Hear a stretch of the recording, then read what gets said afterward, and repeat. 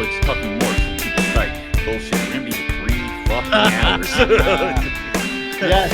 As we stumble down these rabbit holes of various morphs. Oh yeah, we're back. 580. Here we are. Yep.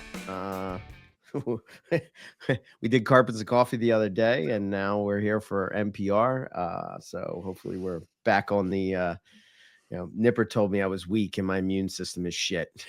Aw. He says that out of love, I think. Oh yeah, he Like, does. yeah. Man, your whole system is shit, mate.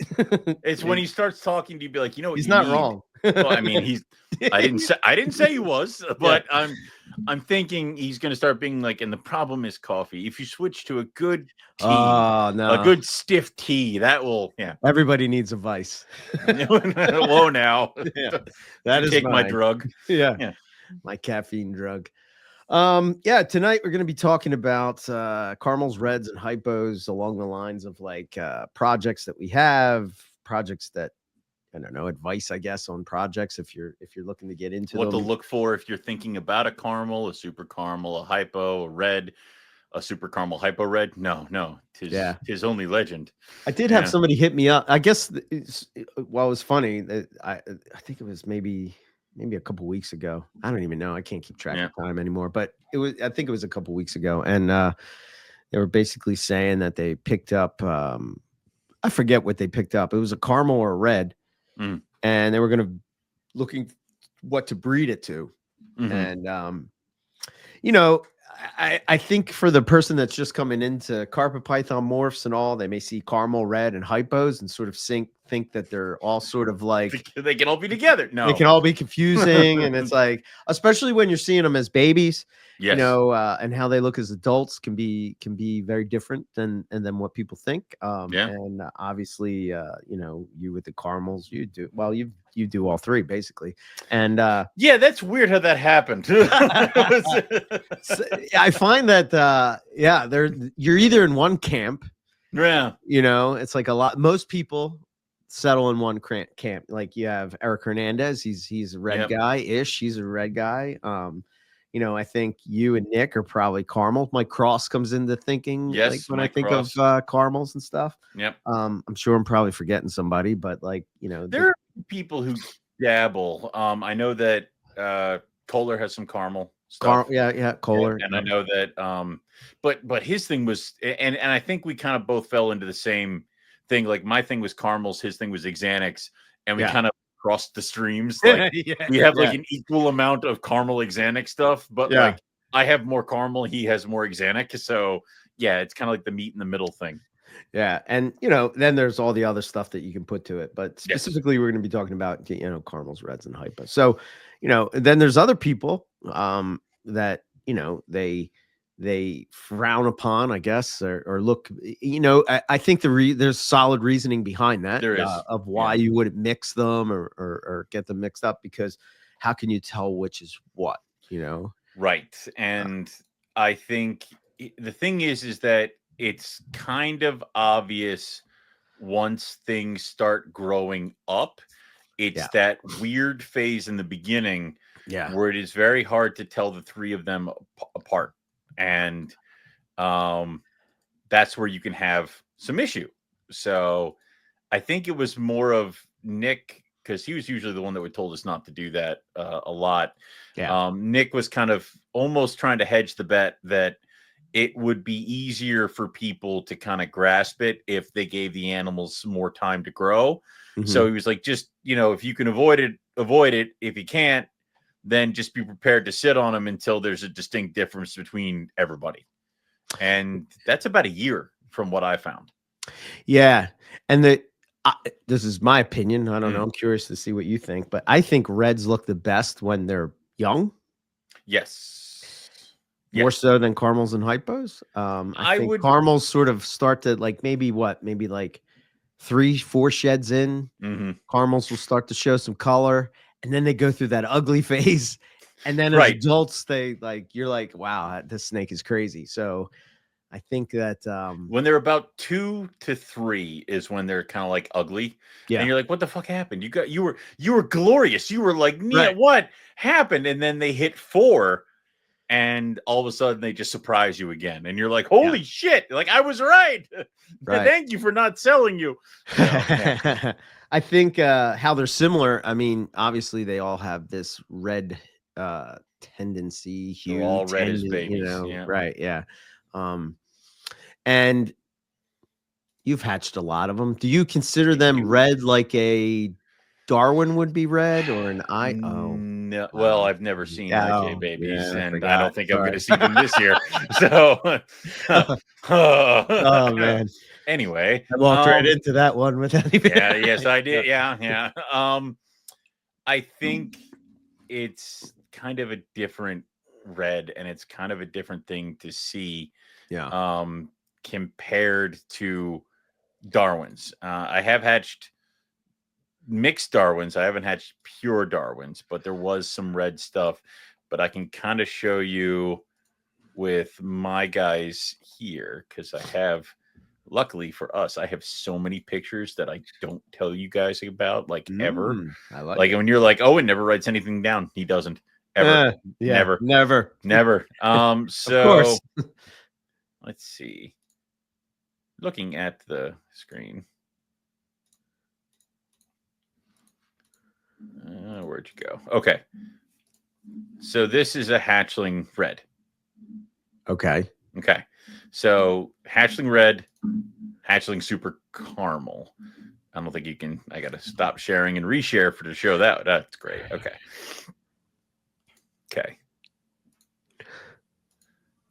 And that's a hatchling super caramel. Okay. So it's kind of hard to compare the two because I can't really like swap through. But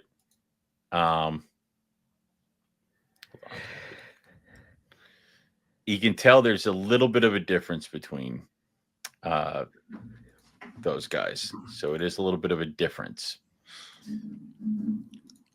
So we'll start with the red because that one was first. So the color on the head's different. So it's not as light as, say, a super caramel. Yeah. It's kind of more uniform with the rest of her body. Now you can see these black flecks, black scales. Yep. Those are kind of important, but it shows there's a lot of them. So this would potentially maybe be a low end super caramel if this was a caramel pairing, because the color is a little bit dull and there's a lot of black flecking. But this does not. This is good. This is very good. You don't see a lot of outlines. There's no real solid lines. Everything's broken, and all you really see is that base color and that, highlight color of the back here. Now, have you noticed that so the outline on the caramel, does that this is a red. Oh, I'm sorry. On a red. Yeah. So this is a red. So the outline, I'm sorry, you said the outline on a caramel compared to a red. Yeah.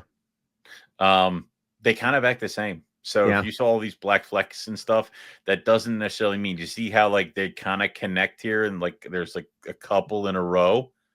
These guys could get their act together and get organized and form a line. Yeah. Okay. Same thing with these guys right here. But you have these random outliers like this guy right here, and there's no one else around him. He's probably going to stay on his own. Right. But this is a good sign. This is what you look for in a baby. And a lot of times I say, when the litter's all together, one of these is not like the others. Okay. Right. And that's your best one. The brightest one, the one that kind of sticks out, because that's the one that's probably going to pop. Obviously there's like one or two or 1, 2, 3 that kind of stand out, and those are your holdbacks, and that's your stuff. But this is a great example of a really good red. There's barely any black on her head, and she's got that nice red color, and it is kind of different from a super caramel. So if I show you the super caramel now,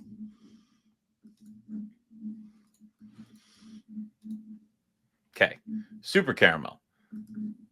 Look at all this bright color in between, as opposed. And the base color is different. Right. It's cleaner. But you still see there's some black right here. Right. There's some black right here. But there's like a lot. There's not a lot of black here.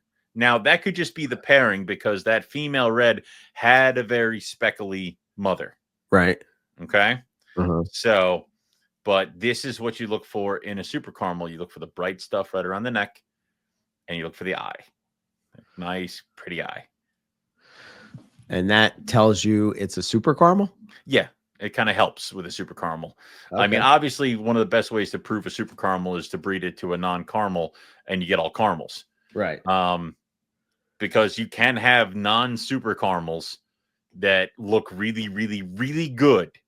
So it all depends that we talk about good in, good out. Right. Yeah. And especially if you're not breeding caramel to caramel, that can make a difference in right.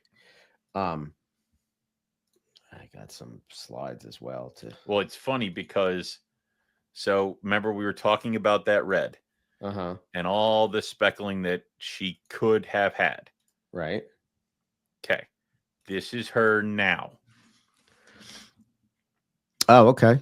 Remember how I talked about some of those black lines could get organized? A lot of them did. So you can see the black outlines came in. So she had a lot of black scales on her, but look, see some of those outliers? Right. They still stayed on their own, but a lot of the lines and a lot of the black near her stripes and her pattern, they all connected and filled in. Wow, I love that stripe on the side of her face. Yeah, she's gorgeous. That's pretty cool. Yeah, I love her so much. Now this is a red MPenn this is an MBB red. Okay. Crossed with a red. She's from a jaguar pairing, but she's not a jaguar. So she is from my male Talon.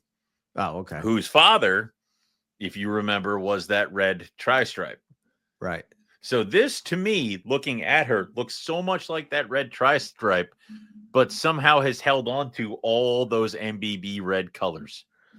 Yeah. Wow. So, yeah. But you can see her head is still kind of not very much outlined. She's got that killer black stripe there, but she's got all those colors there. So, okay. I would say okay, so I'm gonna pull up this. I think one of the things that happened early on when the caramel came out, the red was out, is that a lot of people would equate it to a normal looking wild carpet. Right. Like this one. Right. And to be honest, I've hatched a bunch of, what's weird is that a lot of my caramel Darwins look like this. Really? From that caramel het albino, a lot of the babies that did not get the albino but got a good healthy dose of the caramel, they look like that. They look just like that.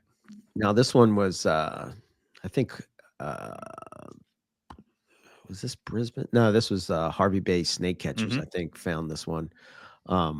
But we've seen, I've shared a lot of these type of pictures of wild coastals and sort of the variability that they have. And this is sort of like, I think, well, especially in the early days with red, it was always sort of a debate on whether it was a gene or whether it was just a selectively bred thing or what was going on. Obviously back then, I think reptile genetics was right, and also in the early days of understanding. And it's also something we talked about with the zebra stuff. The founder animals are never good looking. they're never the best. They're never the cream of the crop. Although one of Paul's, so I have this picture too, just so we can look at what an adult and compare. Well, this is I'm in caramel now, but just to show, you look at that picture I just showed, and then you look at something like this. Yeah. And you're kind of like, huh. Yeah, that's what a good caramel looks like. I mean, and that's what they kind of sort of get like a gold orange type of hue. Yep. They kind of settle into that kind of stuff, which is weird because a lot of my caramel stuff, because I had different my original caramels were 09 Paul Harris's. And I crossed them with different stuff than Nick and Paul did. Right. And we kind of had different stuff, but as kind of different looks, but as stuff is kind of, I guess we've started crossing streams. I think they got a hold of Balin Animals. Our stuff kind of looks alike now. Yeah. So this is a caramel? This is that super caramel that I showed you earlier. Oh, yeah. Yeah. Now she also has Xanic in her, so I don't know if that helps with anything. But yeah, that's interesting. Because I was going to say that so we're looking at this snake. It's kind of in that classic S position type of coil thing. But going from, I guess it was like a color, I'm going to say rusty orange maybe. Yeah. And it's like the base color coming down the neck. And then all of a sudden it sort of transitions midway, and it flip flops with the base color, becomes more of that khaki type of color. Yeah, that's and then she's got really a bright belly, and it's all clean. So yeah. And I guess the issue is like when you breed these together, red, hypo, and caramel, they're so similar that you're going to have a hard time figuring out what's what. Something like we talked about it, an ugly hypo could look like a very good super caramel. Yeah. So it's hard to kind of bridge those gaps. And then, of course, you can have animals that look like they got jag and stuff in them too. So a good looking super caramel jag looks like a really good looking super caramel jag can look like a hypo tiger.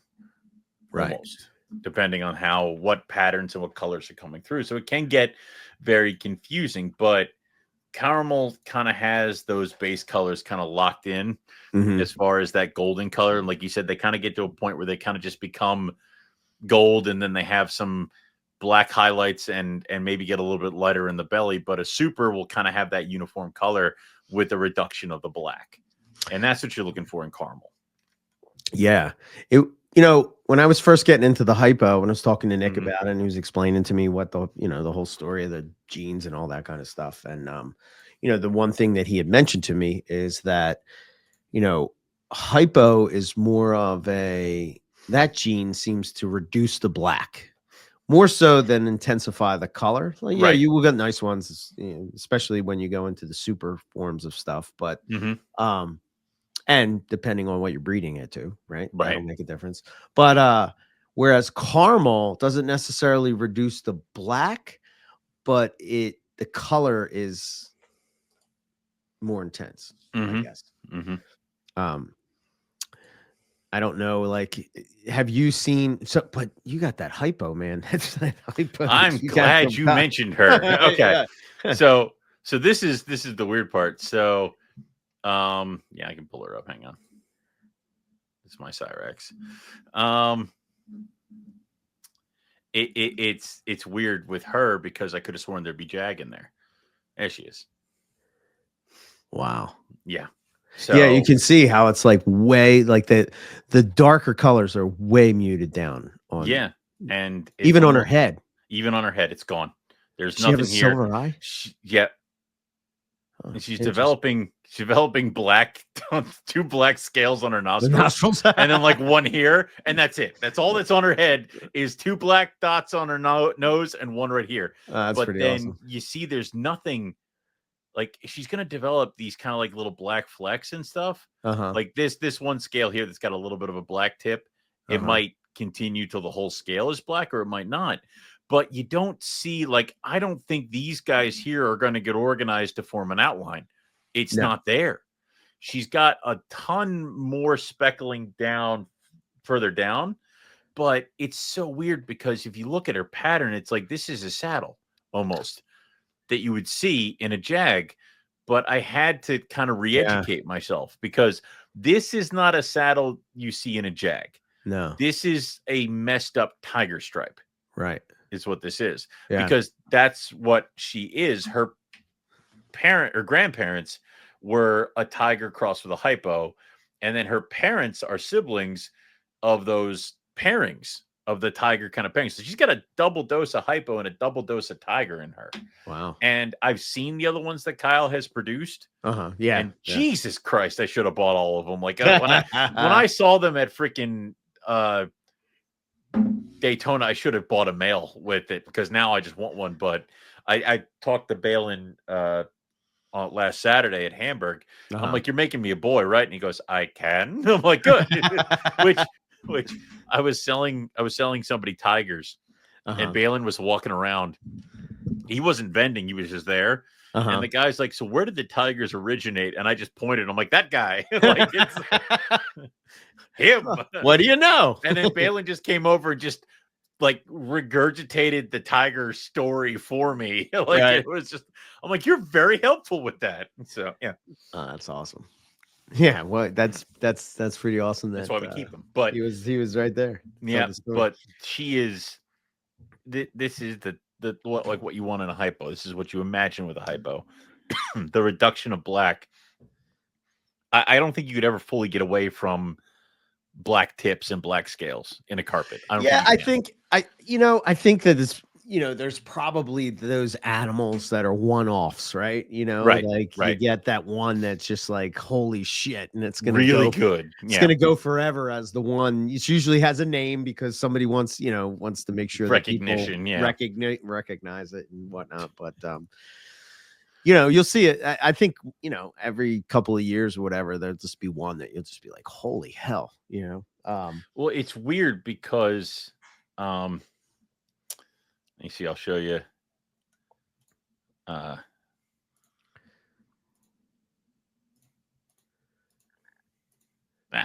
you go? There you are. That's what Cyrex looked like when I got her. Yeah. So you can see, like, here's a little here.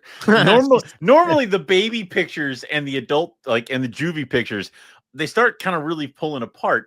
Not really a lot has changed with her, except like these black scales on her nostrils are getting a little bit bigger, and she's got a couple more black flecks on her, but that's it. And you can kind of see where they're coming in here.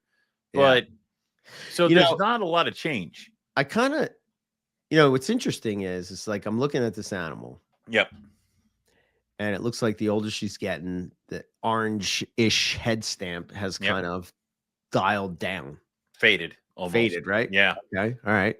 So is that, I think that's something that I've seen normally in hypos. I've seen that. Yeah. Have you? Yeah. I mean, I've seen it in her, but then I've also with caramel stuff, the pattern never goes away with a caramel or a super caramel. Yeah. It's like locked in. Like, how some coastals, when they get bigger, the head stamp almost just kind of goes away or gets jumbled up in a pattern and just kind of disappears. If they don't have a heavy outline, it kind of just becomes a jumbled mess of colors almost. Right. With her, like, you would expect there to be a hard outline around this, but it's not there. So it kind of just becomes a little bit lighter. Yeah. But with caramels and stuff like that, it would get hard color around it. Yeah. I don't know how. So I guess when I'm looking at this, right, the hypo appears to have more orange to it, or like an orange tone. Yep. And then the red, I think why we call it red when it's a young, baby, it's a red. Yeah. It actually has more. Does have that orange on it. Yeah. But somehow there's red infused into it. I don't know if it outlines it. I'd have to look. It's so weird is that we're talking about three animals that kind of have the same colors of a sunset, and it's hard to kind of find separate colors. Orange. What color is that one? Orange, red. Like, it's like the time. I guess the time you're seeing the sunset, right? I can't keep pulling these things apart. Like it's that kind of stuff.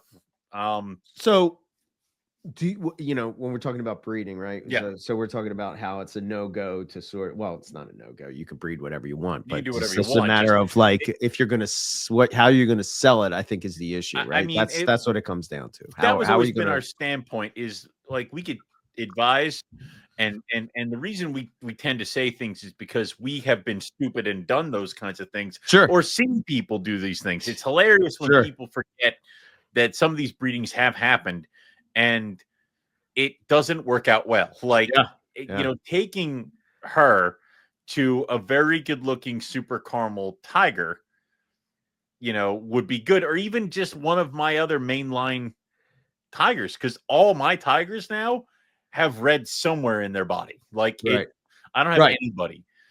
So taking her. So you're kind of doing that in a way, right? Exactly. I mean, this was sort of my thing with the Balin stuff. I mean, like, I think Balin's stuff, whether everybody wants to believe it or not. I mean, if I'm thinking about his pairings and I'm thinking about the original line stuff. Yes. I don't think that there is really anything. I could be wrong. You tell me. You talk to Jason more than I do, but like, is there original line? No jag, never jag, only tiger. It could never have a jag in the mix anywhere because I feel that all of Balin's jags came from Leary's MBB stuff. So to me, this idea that the tigers don't have the red in it is just like this is something that I've struggled with. And where did Jag originate? Well, from Brisbane's, which were more red there. So right. So that is the problem, and you're hitting it right on the head. Now, when I do know that when they originally made this animal's grandparents, or when they made this animal's parents, right, they kind of scrambled and went deep back in, and it's like, you know, how every once in a while Paul unretires an animal just to get like 1 or 2 breedings out of it. Sure. I want to say that they made sure they used coastals that did not have red linked to them, or Balin tigers that maybe were from his original line that did not have any red. Didn't you do an original line at one point, like a while back with Balin? Yeah, I did. Weren't there some? Okay. So yeah, you guys have done that within the last 10 years or so. Yes. Okay. Within my breeding history. So I don't know if he still had some of those animals left, but it was his original line tiger male with my female Trinity, which was a lesser tiger female from Ted Thompson. Now, Ted got his tigers from Balin, so it does trace back to that, which is why some animals were added, which is why that one Ted Thompson line tiger that I got from you years later did throw reds. So I don't know. Now I talked to Ted on Saturday too, and he was telling me he still has his original line tigers. No shit. They're 20-somethings. Holy shit. He says they're like 8 feet long. And I'm like, Jesus Christ. He goes, I might chuck them together. I'm like, Jesus Christ. Please do. Please do it. Yeah. So, because he actually asked me, he's like, what's your biggest coastal? I'm like, one I got from you. Like, the one I got from you. She's an 07. Like, you know, he's like, yeah, mine are 20-somethings. And I'm like, probably my girl's parents. Like, wow.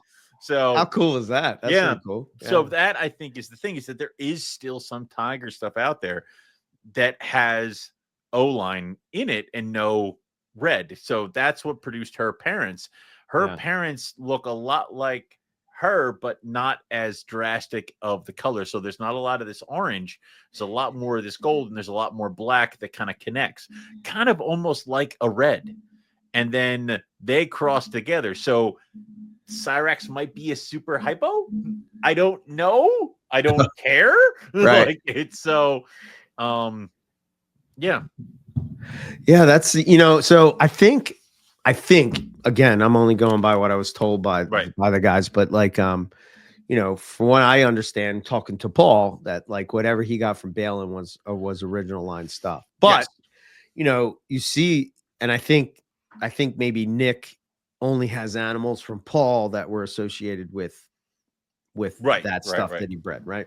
So it's possible to find it, I suppose. But and I know that I think Balin said he kind of went through his stuff, because I know Paul did not want any red. He didn't want any red, so he could have the freedom to do stuff. Right. So we know that, you know. So I'm gonna put a picture of that tiger when I had her when she was younger. Yeah. That's your girl. She's very yellow.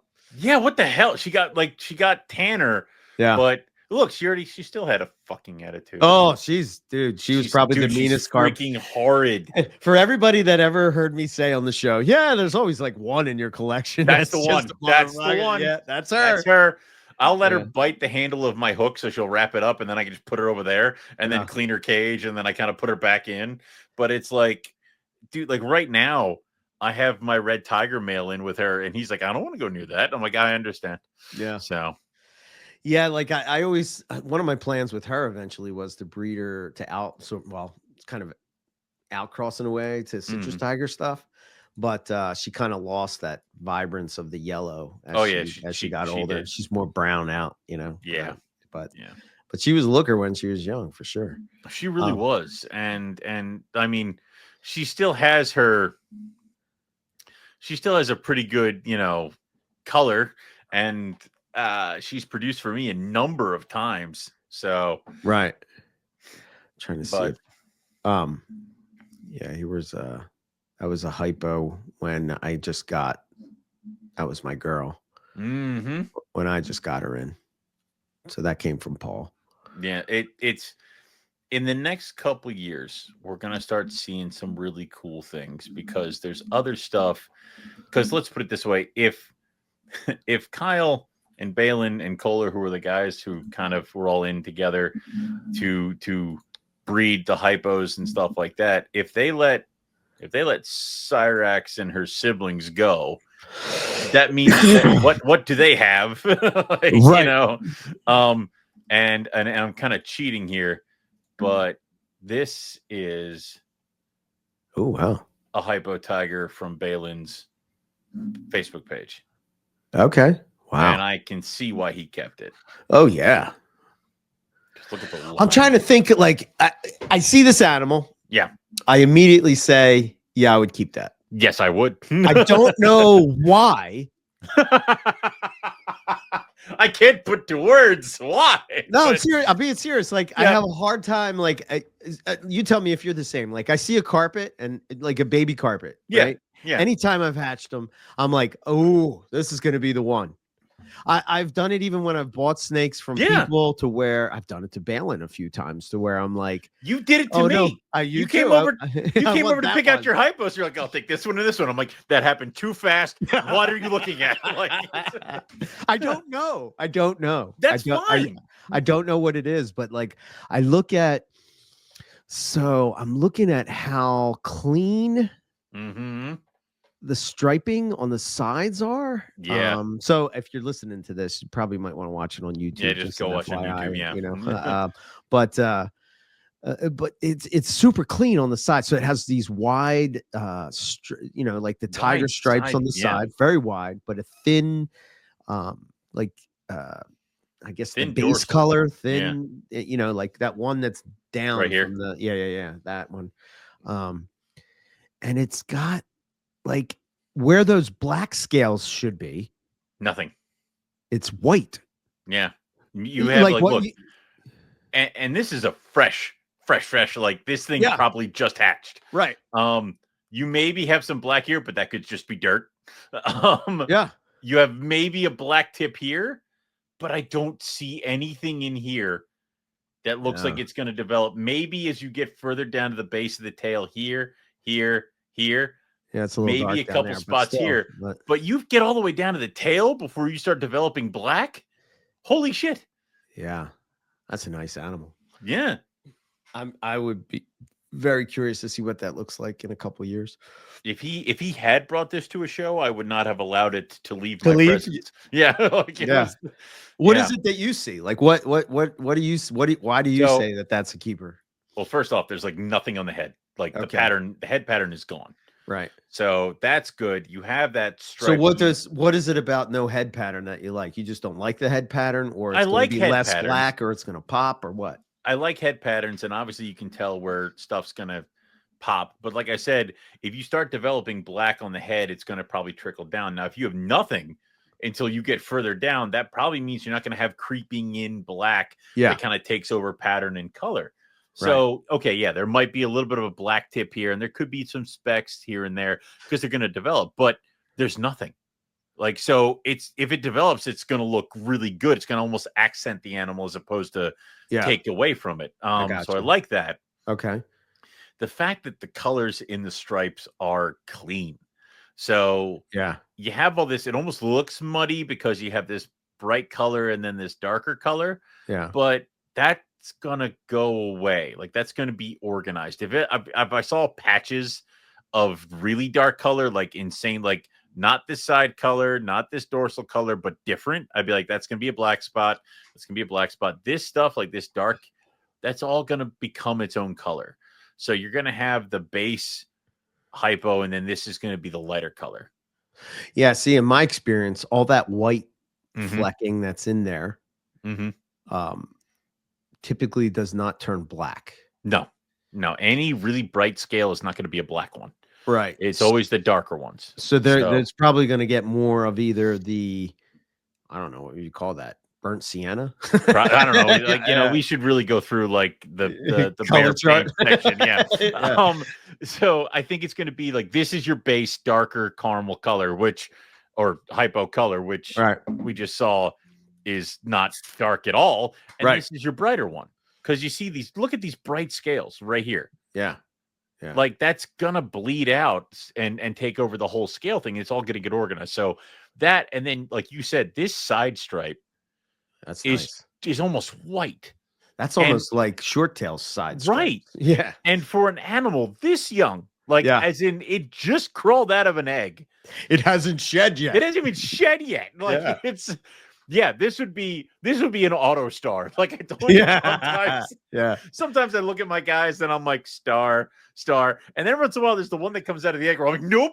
Like I might let Eric see a picture of you. Like, that's it. That's it. No one else. Right. So this one would be good. So okay. If he told me that this is the male that he's breeding this year, I'm gonna be so happy. Oh wow. Yeah, that's amazing. So, very cool. Okay. Yeah. And this is just Hypo and Tiger. Just right? Hypo and Tiger. Yeah. Right. Now it could be, like I said, the first pairing was Hypo and Tiger, and then they took those animals, raised them up, and are now breeding them together. As of last year was their first year with that. Okay. So this could be double Hypo, double Tiger, which only the Tiger is one of those things that only improves when you add more Tiger to it. Yes. So you're telling me, and Hypo, Tiger. Exactly. So Hypo feels like it's the same way. Yeah. So I'm going to get brighter thing with more organized stripe. Yeah. Oh, okay. So the question I was going to ask, but before we were going was, so what are your thoughts? So like, you know how when Nick was proving out super caramel stuff and all, and, his thing is that he did it the long way and made sure that the right way, in a caramel and right. So ultimately you're breeding, super caramel to super caramel. And he knew that they were super caramel because especially back then, it was hard to tell like what was super, what was not, Yeah. Now I think it's probably more defined on, you can pick that out a little bit earlier, but again, not guaranteed, right? No, no, it isn't. A really good looking caramel with the right parents can trump an ugly super caramel. And what's weird, I know we talked about like head pattern, head stamp and stuff like that. It's like with super caramel, they still have a head pattern and head stamp. Yeah. Like it's still there. You can see the caramel. That's a fucking badass head stamp, man. I know.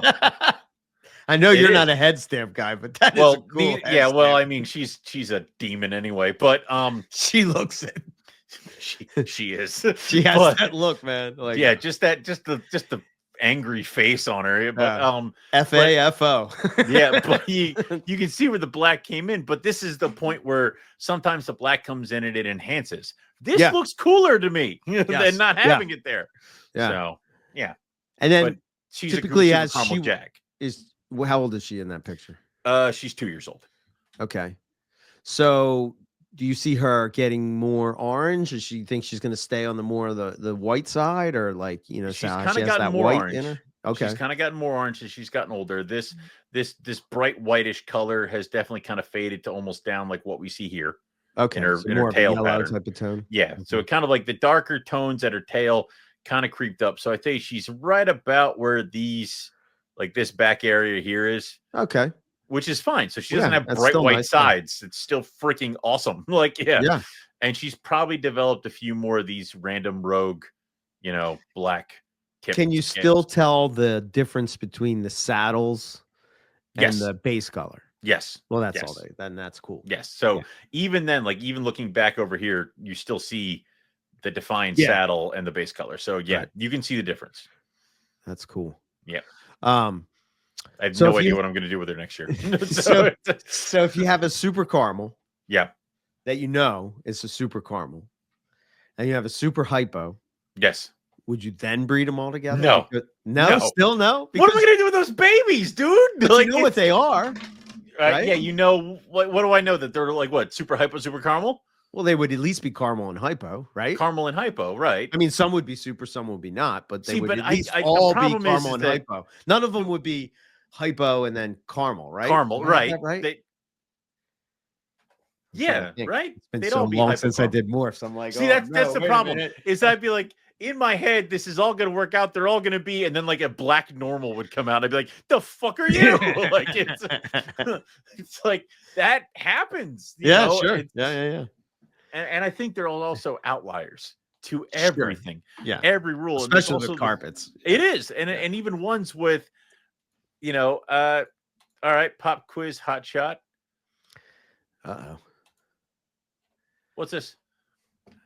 That looks like, if I was taking a guess, okay, I'm gonna say MPenn caramel of some sort. Incorrect. No. Okay. MBB red. Wow, that's an MBB red. Right. That's where these things can get really hard. Huh. That's how close these Where's things that yellow come from? I don't know. MBB, or I don't know. It just wait. Is this something you produced? Adjacent. Buddy produced it by taking an MBB red female to Talon. Okay. Balin. And Talon was from your Talon was your Balin produced him. MPenn stuff, right? Yeah, no, Talon was produced by Balin, was a the red tri-stripe. Okay. Crossed with an ornate jag from Will Leary. Okay. So if anything, I love the ornate jag. Ornate jag. It was a busy pattern jaguar. So that's what, remember, because he was that red hypo jag. Neither red nor hypo. Yeah. So yeah. Right. So that's who that's what he was. And the mother, her mother looked a lot like that red female that I showed you before, with the busy red pattern and all the speckling, which is kind of why, like, I see it here, but it's not as organized or as bold as her half sister. Yeah. So okay. So that, or her sister. I forget the exact pairing of them. So it's interesting you put this up. I would have. The yellow threw me off, man. That's what threw me off, huh? Oh shit! But look, then you look at this red. Exactly. And it's completely different. You can see where maybe the yellow might be like come in or come in a little bit. Exactly. Well, this is a 2-year-old, 3-year-old. Well, that's the weird part is some reds or some carpets, the base color of one is the saddle color of another. Yeah. And you can have those flip-flops and other stuff, and you can have outliers, which are different to different parts of the rules. Right. Actually, I think so she had the same mother as the other red, but I think her father was a tiger, which might explain the gold. Okay. I have to double check, because I think maybe Talon wasn't involved in this one. I think Buddy might have used a tiger. Okay, that would make sense. That would make sense, because then you got the red tiger, which is her brother. Right. So, all right, yeah, that makes more sense now. Okay. All right. I feel a little better. We had to go back around. I feel a little bit better. But technically, she's an MBB red. Technically. This is a caramel hypo. That's what that is. Stay back. I don't know what to do. But you see how much more intense it is. Yes. But look at all the black on the head. Yeah. You can see where the two genes are kind of fighting. Well, it's also jag. Like, I think jag brings a lot with the bold head pattern too. Yeah. Yeah, it's kind carpets are fucking hard, dude. Yeah, right. Can everything just be a goddamn ball python? Right. So it's. We know what they are. What the hell? Yeah, we know what you know what that is. It's clown. Yeah, that's a class. Well, this was when see, that's what I looked at as red.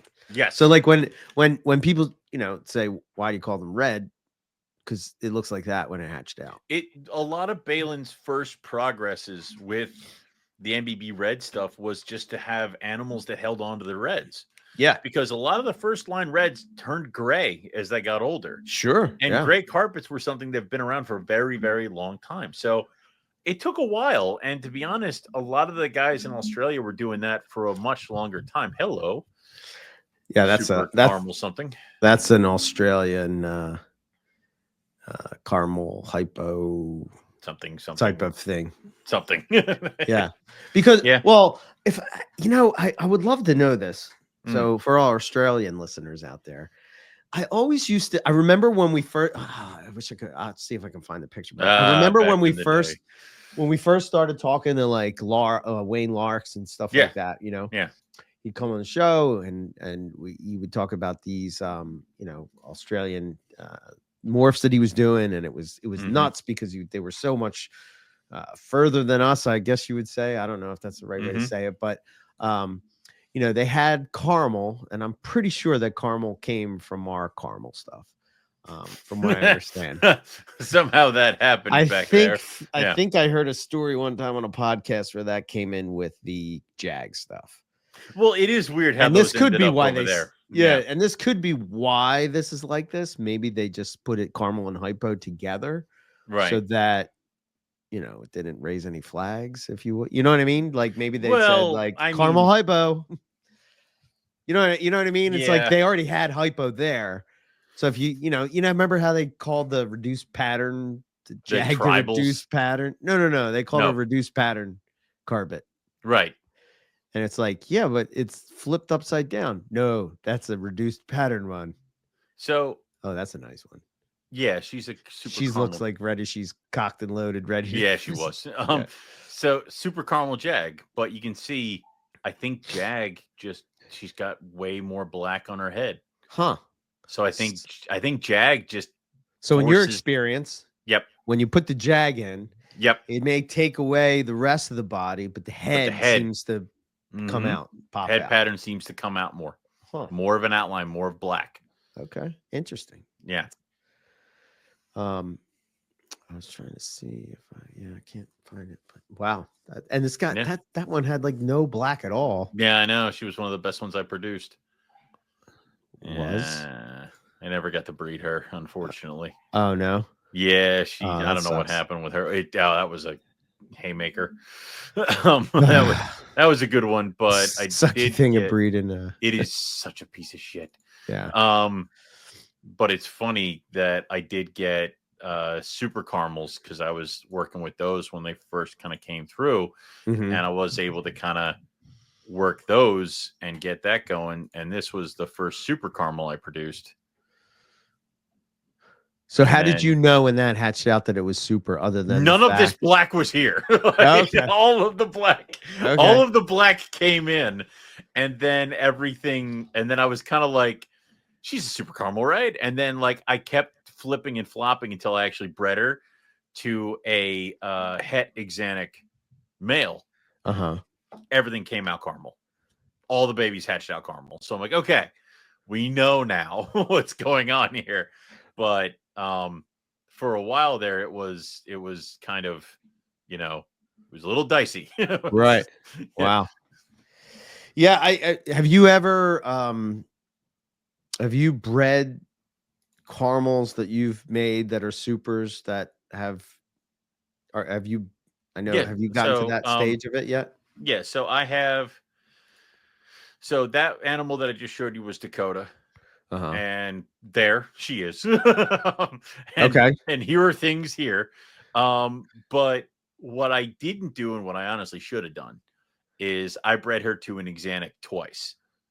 And then she developed some issues and ended up dying, but I never just bred her to another caramel, which is what I should have done, is taking her to caramel or caramel Jags. It's on the flip side, what I ended up doing was taking other caramels and caramel Jags that I had produced back to their parents. So I produced one. So I got a caramel Jag, I think, from you. Okay. That I bred to my original caramel female, my 09.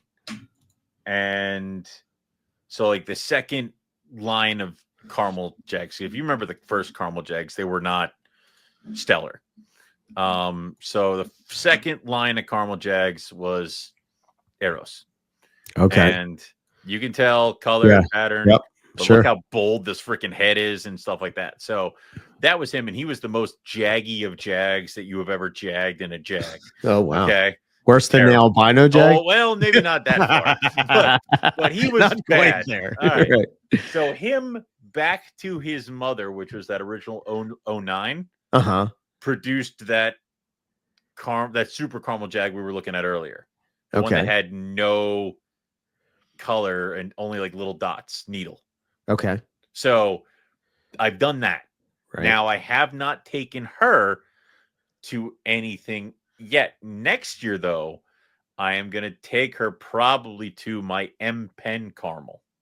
Okay. Male. He's a caramel male That's stripe. gonna be nice.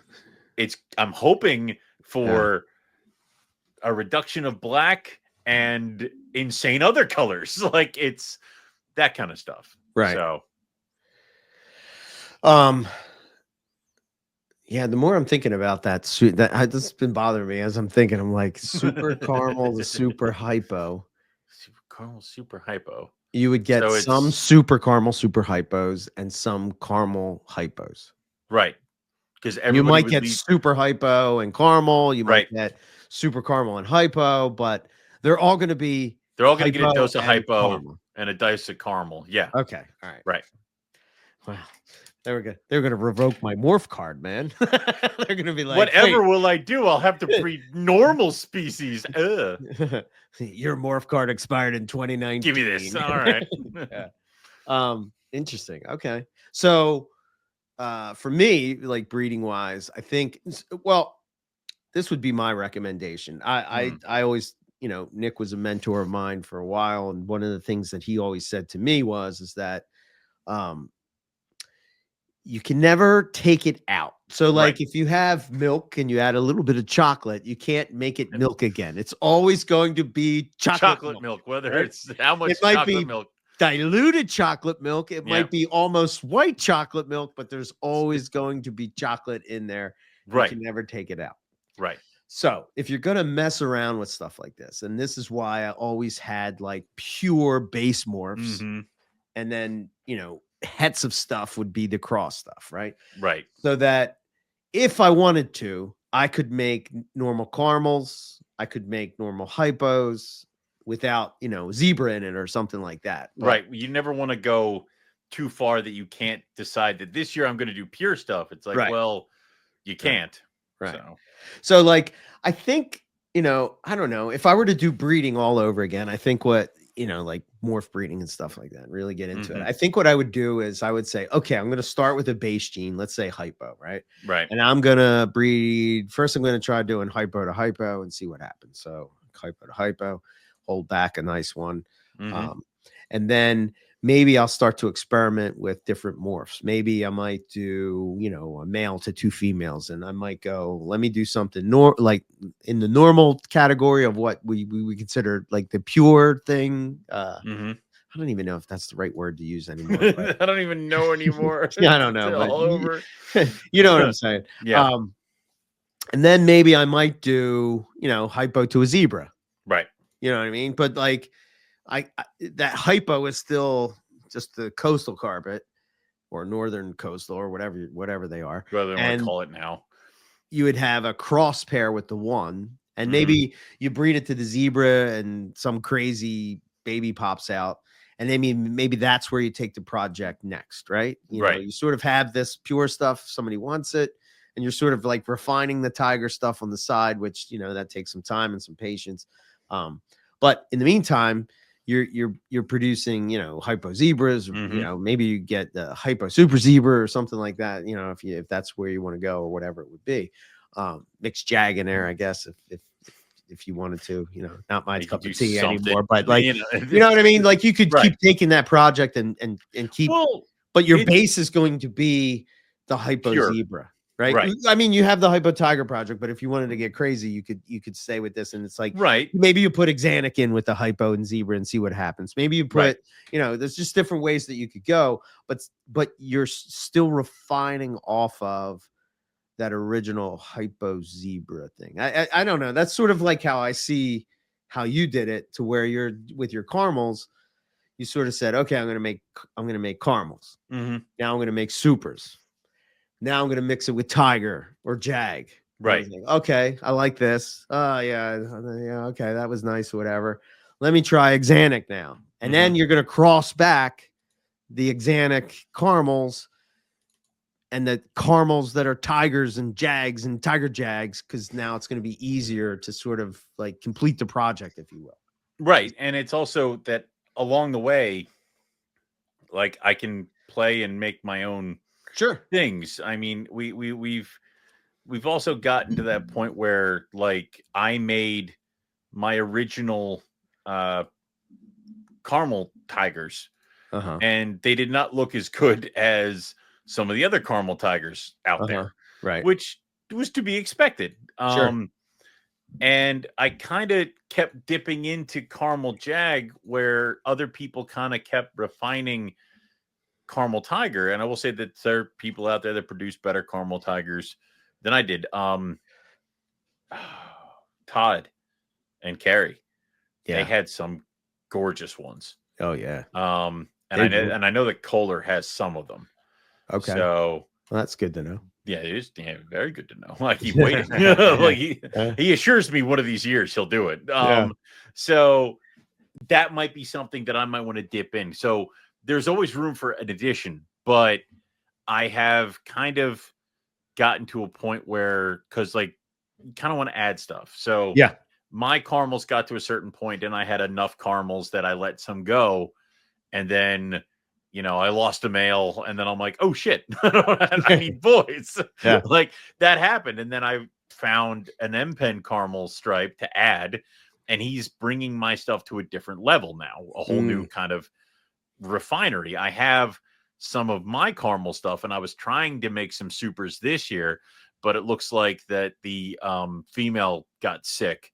So I had to pull it, and the male and the female are doing great right now, but you know, the window is closing and whatever. Next year I'll double it up and I'll try to get him to go to 2 females, whatever.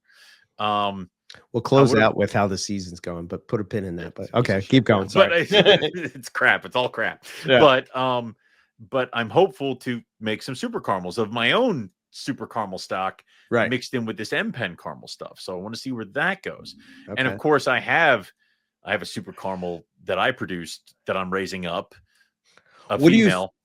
How do you feel that the MPenn line affects the caramel? It's such a weird base color.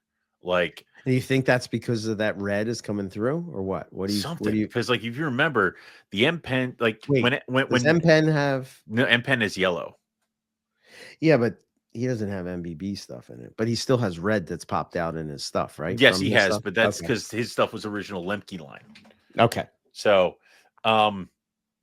you remember back when like coastals were brown, like, and then MPenn's coastals were like yellow, orange, red, and it's like holy purple. Shit, purple, like it was that kind of stuff. So having that with caramel on it, I will say there's a lot of black, but the colors are bonkers to the point now where I have Boxer, he's the male MPenn, and I have one of the kids, and it's the last fucking male. And I kept the female.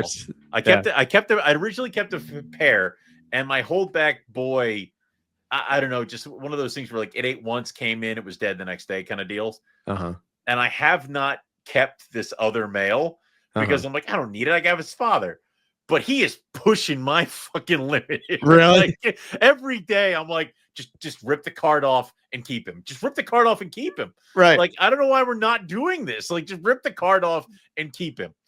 And I haven't done it yet. And you're gonna do it after the show. I'm getting so fucking close. You're gonna go down and start cleaning. You're gonna be like, goddamn bad, dude. Like, all right. So, hold on. Here we go. So this was the pairing, not you. Those are normal tigers. Nobody cares about you. This was the pairing last year. So this is the caramel tiger that I produced, Scarlet. She's bred a ton of things. And this is him. Look at the color compared. Yeah. All right. This is the boy that I won't like, that I still haven't decided if I don't want to let go or not. And I'm not sure if I can zoom in or not. Oh, man. I'm surprised that tag is still on there, man. Hold on. We'll just open them up here. Well, if it's not, somebody's going to be tempted. Someone's going to come stealing from me. Thumbs up. Yeah. Hey, Owen, I saw the Get away from him, you. All right. So. Oh, dude, what are you doing? I don't fucking know.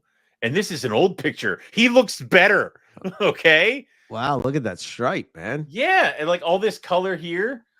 Yeah. Like he's gotten brighter. He's gotten cooler. His head has gotten more reduced. I love that little orange spot behind the eye that's underneath the stripe right here through the Yep. Yeah. That is cool. Gorgeous. And it sort of seems like he has it right in that little V-shaped black. Yeah. Yeah, like orange there and then orange at the nostril. He's gotten more orange. He's gotten way more orange. Oh man, you better rip that tag off, man.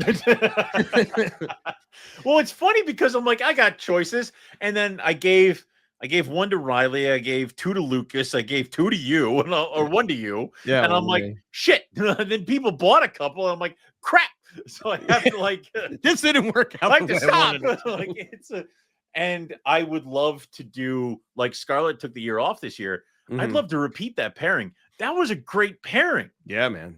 Yeah, I mean, I guess that just goes to show you have the caramel, right? Yeah, and caramel was nice, but I know I see what you're saying, that like you're it's still not to where you want it to be, right? Right. Is that sort of where you're at? Okay. Right. So it's like it's not where you want it to be. Well, but now you're going and you're introducing the MPenn stuff, which that has its own lethal dose of awesomeness. Fun. You know what I mean? That's the part I love, where it's like I don't ever want to get to a point where I stop playing and tweaking with the caramel, because I think if I get there, I'm gonna be like bored.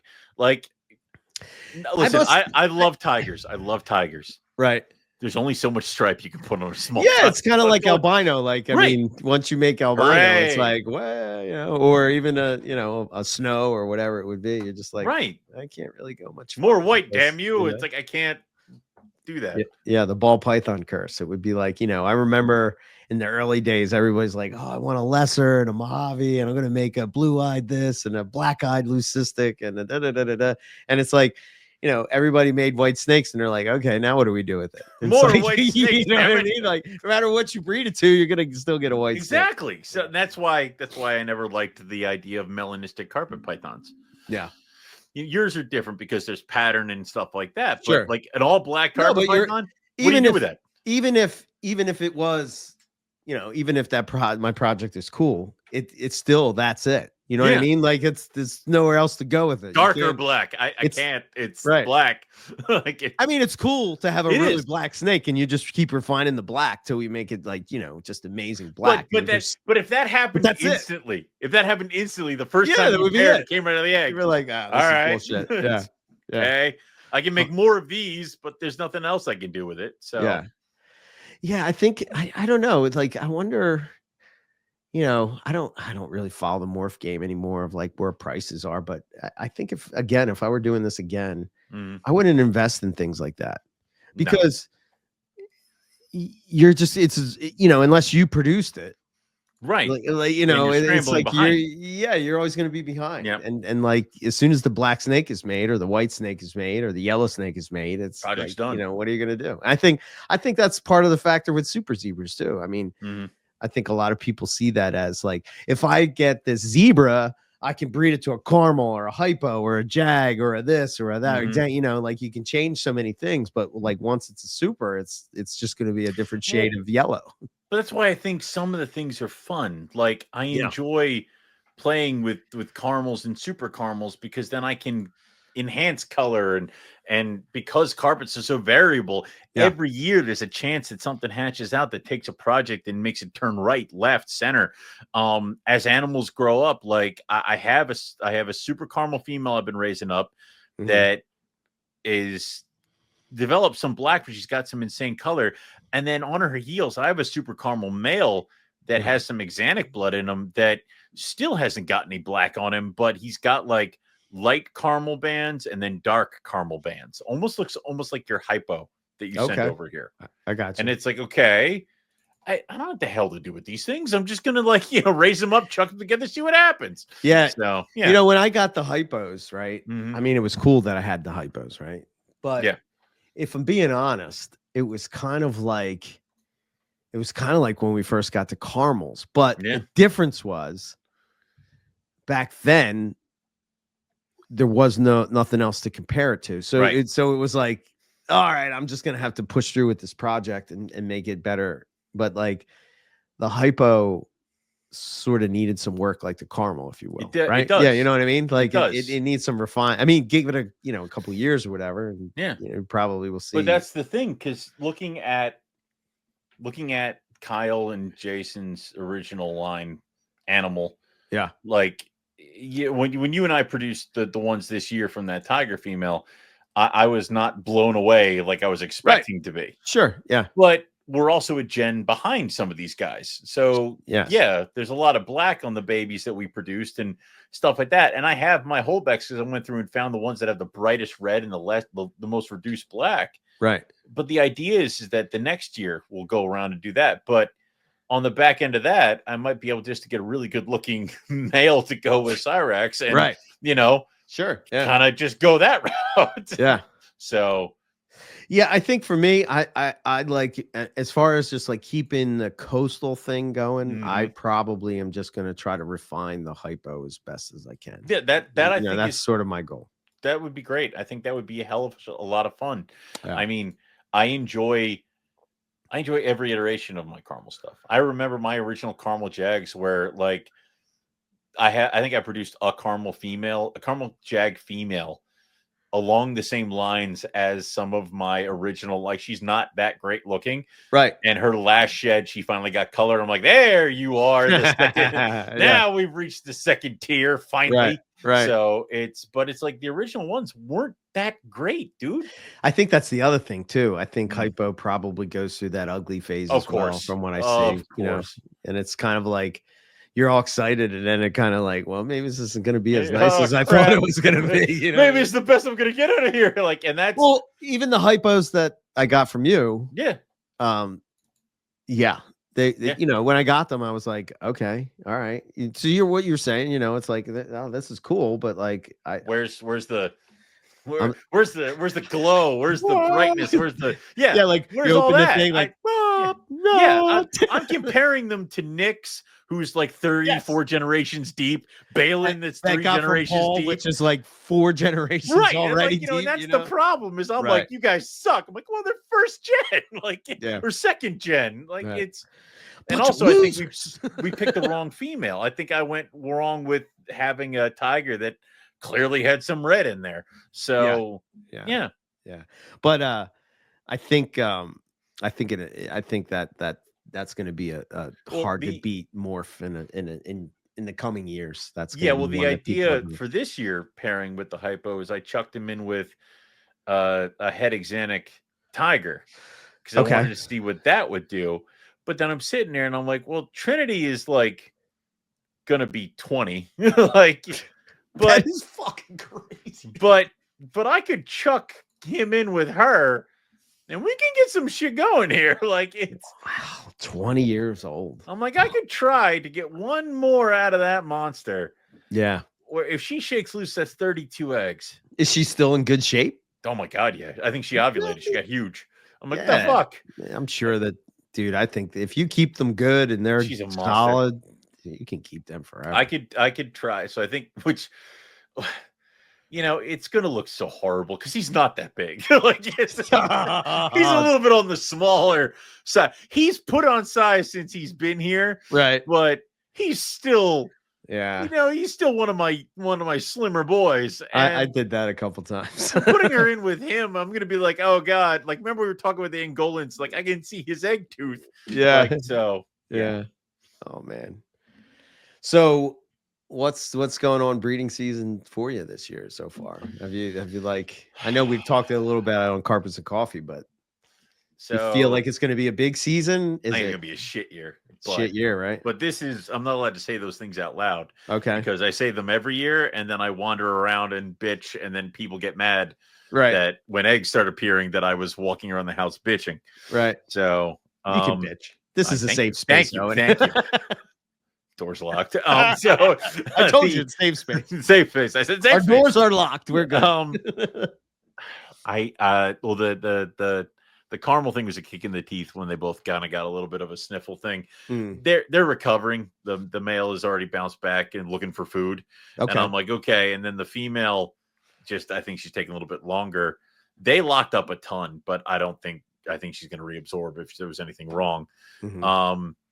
So that's pretty much it with caramel stuff this year. The hypo project, he's in with that proven het exanic tiger, which she threw exanic tigers, so she's proven het. Okay. So problem is that her mother is the tiger we bred him to last year. So probably more of the same. I'm not if the exanic stuff's going to change any of it, but that's whatever. Gotcha. Brisbane's look good. That's what I'm excited about. That's good. The Delia Scattershot jungle looks good with that Mr. Clean with the wow line jungle from Curtin. So these are just straight jungles, no zebra? Straight jungles, no zebras, no nothing. Just straight, bright, yellow jungles. Yes, just because how can you go wrong? Do I have a male from Lucas? Yeah, I have a male. You need a girl, is what you're telling me. I need a girl, yeah. All right, I got you. Keep me in mind. Yep. I got you. Water pythons, she beat the shit out of the male and the female. And I separated them. And then I put the male and the female up, the ones that got beat up away from the big bitch of a female. Yeah. And I think the male's just done. I think I am sending you my water pythons. I think I am. I feel bad that you don't have the whole set. I know what it is. It's like that little thing in the back of your brain is just going, how can you beat me? And so I got the pair of proven IJs from Chris Salemi. Yeah. And I fed them, but I think I got them at the wrong time. And I put them down, but I pulled them because I think they need like a summer or 2 summers to bulk up before I try to get them going again. Okay. So I had them going, but I kind of went, yep, because I just, I'll get 2 eggs and kill her. Like it would. Yeah. I'm like, well, you could say you breed them then, right? No. I mean, I'm going to feed them and then I'll reassess. It just, I didn't think there've been a couple things. Like I was going to pair my Lavender albino Cali Kings, but the female didn't put on enough weight this summer. I thought she was on the edge, but then I'm like, and now she's starting to eat and starting to actually put on weight. And I'm like, I don't want to reverse and then get in the same trouble. And the female IJ from Chris is kind of the same way. He had gotten her feeding and she was doing well. I think he said that he had a long time of her refusing. Okay. And then I got her and I had her feeding well. And then I put her down and she stopped eating and she immediately started dropping weight. And I'm like, nope, never mind. Like, no, I'm not going to do it. And now I'm struggling to get her back eating again. So it's like, okay, she needs like a year of nothing but food before I try her, which the shit part is that I have a pair of juvenile het granites that'll probably be ready in 2 years. So you have 4 IJs at this point? 1, yeah, 4, right? 4, yeah. 4. Okay. 4. All right. Yeah. That's a good group. You'll nail it. I hate them. You'll nail them. They're only here for one goddamn reason. Right. I know. Anyway. And you said you're doing the Angolans are together. They haven't killed each other, but the male seems lost. Like he seems lost. He's a little. He's like, why am I in here? Right. Who the hell is this? I'm like, all right, well, okay. It might take a year or so. The Dunai, they're cool snakes. I like Angolans. They are. They're so much fun. Yeah. You should see the girl. She put on so much size. Yeah. Like she's become this thing. The Dunai are together. Now that I have the weekends off, maybe you can come over and check it out. Yeah, check it out and drive up the book and all that other shit that you got. The Dunai have been in their bins. They had a ceiling hide, which 2 like 5-6 foot pythons tried to cram themselves into a ceiling hide together. Right. Like, and I had to remove it because like they were killing themselves. So, they didn't remove it, like pop it. No, it didn't pop. That's I'm crazy. like, that's strong, but Jesus, like it was. Man. So I had to pull it down. But so now they're in the bin together. I haven't seen any breeding locks.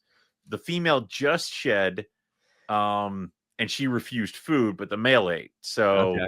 I don't know. I'm just kind of throwing Jello at the wall with them. I'm not really trying to push them too hard. The white lips are together, no bloodshed. The scrubs are together, no bloodshed. The olives are together. They tried to kill me, but not each other. False water cobra are together. And I think the male finally figured out the female's in the cage. Okay. Because I saw them together, but like for a while he made himself a burrow and was just under it. Right. And now he's like, oh, like so. Team wars are together. I don't know what's going on with them. I'm not really pushing too hard with that either. And And then all various forms of colubrid are together right now. I don't even know what that means anymore with you. I don't The list is too long to it is like 2 pairs of blue beauties, several pairs of mad hogs, black rat snakes, rhino rat snakes, Cali kings, speckled kings. Oh wow, that's quite a group. We're not done yet. Blonde hognose, Arizona mountain kings. How come you don't have tiger rat snakes? Corn snake. I don't have tiger rat snakes. I got too much. Where am I going to put this shit? Like, I'm trying to keep powder dry to get like other shit if it appears. Right. And I can't just be like, you know what? In the meantime, tiger rat snakes. Like, I can't do that. Oh, what is it that you're trying to wait to appear? Diamonds. I want diamonds. Oh, diamonds. I want diamonds so bad it kills. Like, and also like my Angolans are going to get big. You know that. Like, they're Angolans. They're Angolans. 2, they're my Angolans. Yes. Like, they're going to, not Angolans, I'm sorry, Argentines. My Argentines are going to get big. So they're Argentine boas, number 1. Number 2, they're my Argentine boas. So they're going to be Argentines. They're going to be big. I'm expanding over here. Like, this desk is going away. See that. Yeah. That desk is going away. And then there will be more cages here for my growing Ruffy army who are all out and about. So, okay. So they're looking good. Ruffy's looking good. The female refused food. It's a good sign. They're together. The one that's bopping around, if you see him, that's the male. Okay. She's in the ceiling hide, and I have not seen her. And then there's another female here, but she also refused food, but then panicked when the male got in there. So I don't think anything's happening here. Okay. Even though both of these are proven. So, and you got the rainbow bows going too, right? Shit, I forgot about them. Yes. Yeah. How are they to keep? How have you liked them? I mean, they're messy. They're boas. They're Epicrates, kind of whatever adjacent. Are they nasty? Like mine are dicks. Spiky. Yeah. I mean, they're horrible. Like, I mean, they're bitey, and they do that thing where you touch them, and if they get a hold, not a freak out, but if they get a hold of a hook, they're like gripping onto the hook. Oh, and then if they get on your hand, they're gripping onto your hand. Yeah. And now you've got this thing that's wrapped around your hand trying to bite your face. And it's like, no, let go. So there's that kind of stuff. But she looks huge. But apparently with boas, you got to wait like 5 freaking months. Yeah. And then over at Buddy's, I have that ultraviolet jungle jag that I got from you. All right. She's going this year to a striped jungle male. Oh, that's jungle male coat, that's whatever. Nice, yeah. And then I have the ocelot jag that I got from you, also going to that jungle male. Nice. And then I have a pair of stonewash. No, two pairs of stonewash. Okay. And a pair of normal bredli. Wow, it's quite a list, man. And 2 Dominican red mountain boas that might breed, and a leopard tortoise. Yeah, and a leopard tortoise? And a leopard that's right. Tortoise. I forgot about that. Yep. Forgot about that one. And we've expanded to tortoises. Oh no, we ventured into legs. Why won't anyone stop me? I'm trying. I've been trying. I'm really not. I'm over here saying, why don't you have tiger rat snakes? And you're gonna like exactly that's Google me afterwards. You're like, oh, Eric's right. Why don't I have tiger your version of stopping me is not helping. You need to change up tactics because all that keeps happening is I get more. Yeah. Yeah. And I feel bad. I'm bringing you water pythons. You're like, wait a minute. No. Because you know what? That not only gets rid of that bitch, is I get to free up a 4-footer because then she can get the fuck out. Yeah, there you go. And then I'll give Kohler back his male and I'll just raise up the 2 little ones. Yeah. Yeah. They're I guess they're in a 32 quart now, but they're fine in the 32. I got quart. plenty. Yeah. And they might be better behaved. And they might breed. Oh, they are for sure. Yeah, for sure. 100%. That's why you can tick the box, and then if I still want water pythons after that, take babies back. I don't care. Take them back. And that's when people are like, you know, I have friends who are like, I've always wanted olive pythons. Where the fuck have you been? You many of these damn things I have? You get over here and take this. Yeah, I've sort of like put all focus on the diamonds at this point, right? Because I'm seeing action with the other stuff, but you know, I did order a whole bunch of food.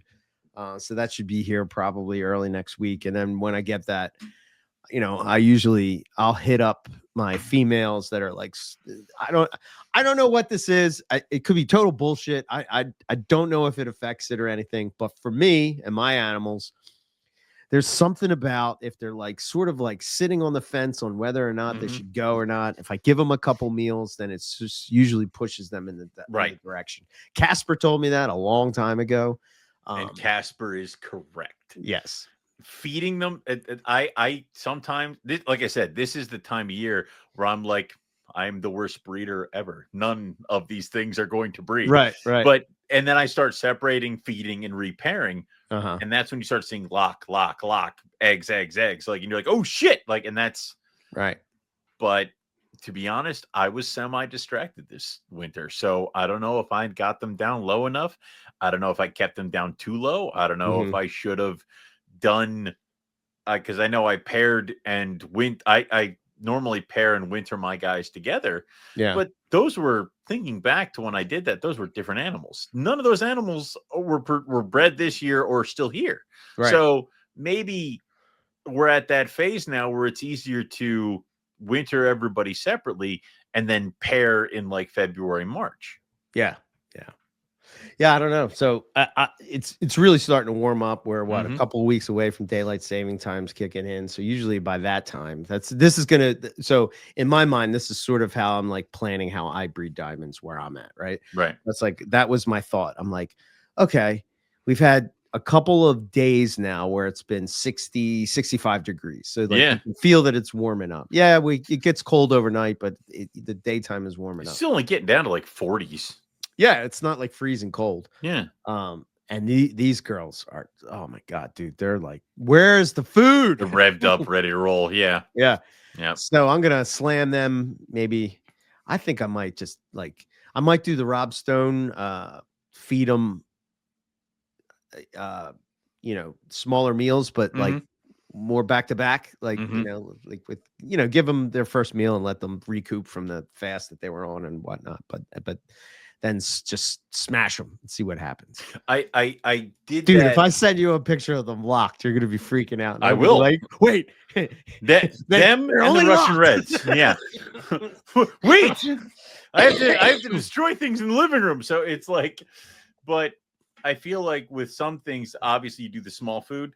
Yeah. But I hit my Indo stuff with bigger meals right out of the gate. Like I want them gorging straight out of the season. Either it's out of the cool it's going to be something big or it's going to be a bunch of little things. Like I almost want to simulate gorging. So yeah, these animals are sitting here and there's nothing, flock of fucking birds, and they're going to hit as many as they can all at once. So like my scrubs, I gave them XL rats. Like I told you, I thought I killed the male. Like he was like twisting all around. I'm like, oh God. Oh God.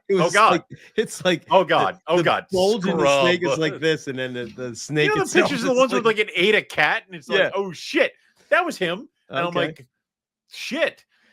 They're pythons, man. They can handle big meals. Oh, dude, he like a champ. Like 2 days later, he was like all around the cage. And he's showing interest in the female. Right.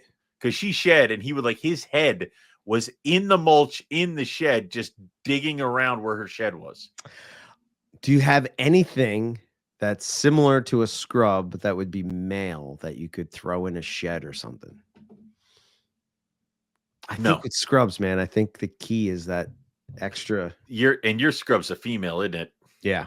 All right, I'll call Foley. Yeah.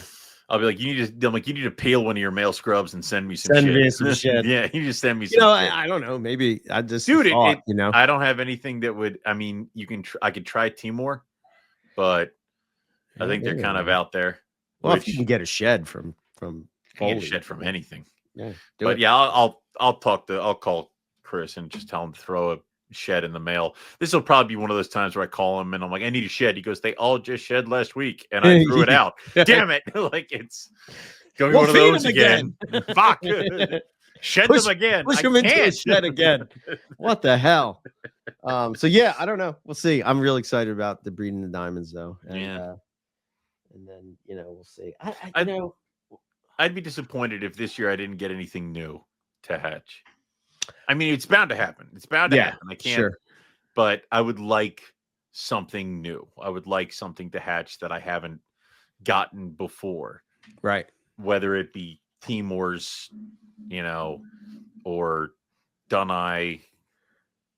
Next year, the Macs are going to go, so I can cross them off the list too. Oh, wow. Okay. Finally. There you go. Hopefully, right? Yep. That'd be nice. Yeah, and a friend of mine is taking. So I got the pair of dogtooth cat eyes. How are they? They're fun. They're bird eaters. They've gained a lot of weight since they've been here because I've just been like feeding them chicks every week. Like it's just like bird. And I ordered a bunch of new quail that like is bigger than the size of a normal chick because I want to put a little bit more size. The female was still small, but she still cycled and laid like 3 slugs last year. Really? The male, he's kind of been doing his own thing. He's been eating, but he's kind of also a little weird about it. But my friend Dan has 2 adult females ready to roll. So he's going to take the male and see what happens there. So I might have half clutches of Boiga. Oh, wow. Yeah. That'd be cool. And then I can sit there and talk to Nipper about the Boiga. Nice. Boiga. Yeah. If I'm saying it wrong, I hope he's just twitching. He's ready to kill somebody right now. Good. Yeah. Good. I did pick up a couple new books. I did too. My book's downstairs though. I got the Rick Shine Snakes Without Borders came at lunch, and I was reading it at lunchtime. Okay. Yeah. Yep. I got Handbook of Snakes of the United States and Canada, volume 1 and 2. Okay. The reason I picked that book up, this is kind of why I want to say this. I just got around to listening to the Reptile Fight Club team, Rob and or Justin and Rob, put together like a new.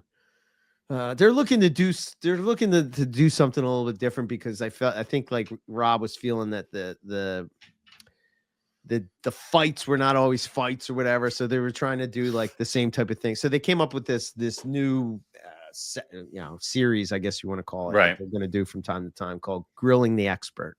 Okay. And they had Zach Loafman on.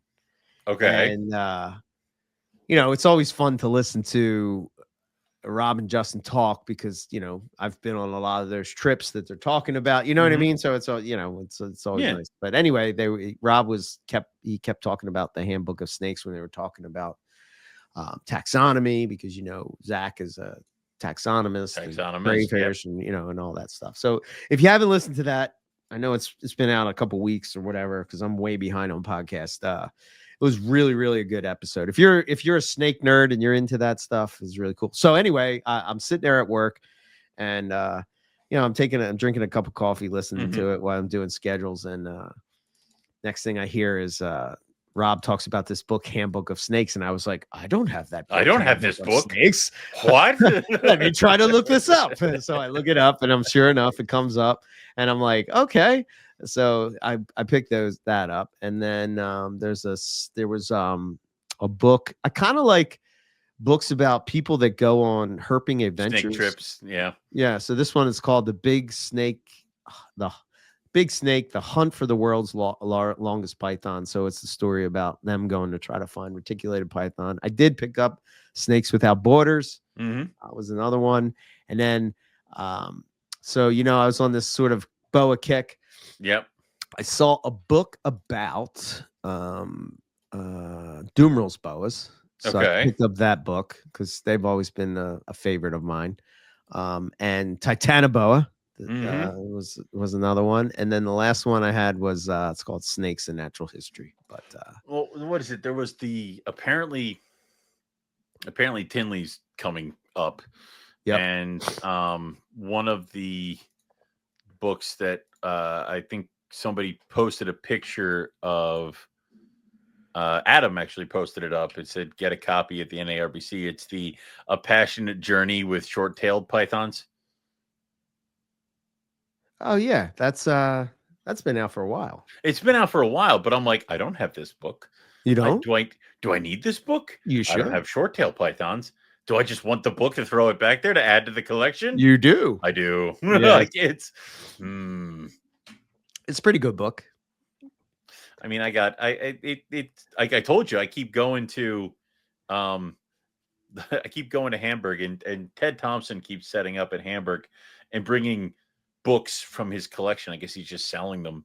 Oh, to really? get rid of them. Yeah. But the 2 Hamburgs ago, he had Pythons of the World Volume 1 and Volume 2 signed there for like $50 each, and I grabbed them. What the hell? I don't know. I don't know. I don't know. Wow. This past one, he had